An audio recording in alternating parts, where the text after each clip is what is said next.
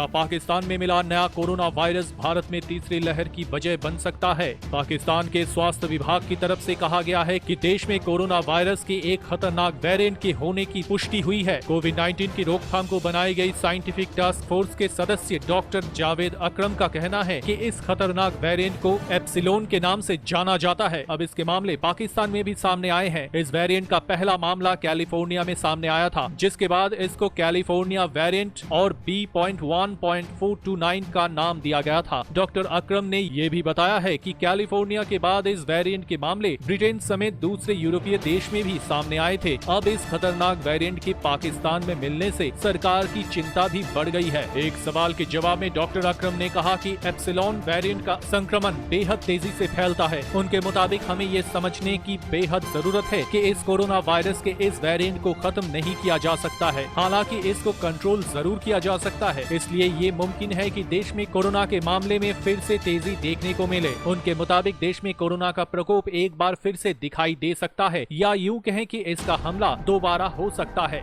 बता दें कि doctor Akram university of health science के वाइस चांसलर भी है। उनका कहना है कि फिलहाल पाकिस्तान में हुई जीन सीक्वेंस के बाद इस वेरिएंट के करीब 40 मामले सामने आने की पुष्टि हुई है। उन्होंने ये भी कहा है कि हर किसी मरीज की जीन सीक्वेंसिंग करना संभव नहीं है। उन्होंने इस वेरिएंट के सामने आए मामले के बाबत कहा है कि सामने आए ये आंकड़े पूरी तरह से सही नहीं है। उनका कहना है कि देश में महामारी की रोकथाम को किए जा रहे टीकाकरण जिन वैक्सीन को लगाया जा रहा है वो इस जानलेवा वेरिएंट पर भी प्रभावी है। ये एक अच्छी बात है। उन्होंने लोगों से अपील की है कि वो अपना नंबर आने पर वैक्सीन जरूर ले। ताज़ा तरीन खबरों के साथ अपडेट रहने के लिए हमारे इस चैनल को लाइक कीजिए, शेयर कीजिए और सब्सक्राइब कीजिए। सब्सक्राइब करने के बाद बेल बटन प्रेस करना मत भूलिए। तो मिलते हैं अगले न्यूज अपडेट के साथ, तब तक के लिए धन्यवाद।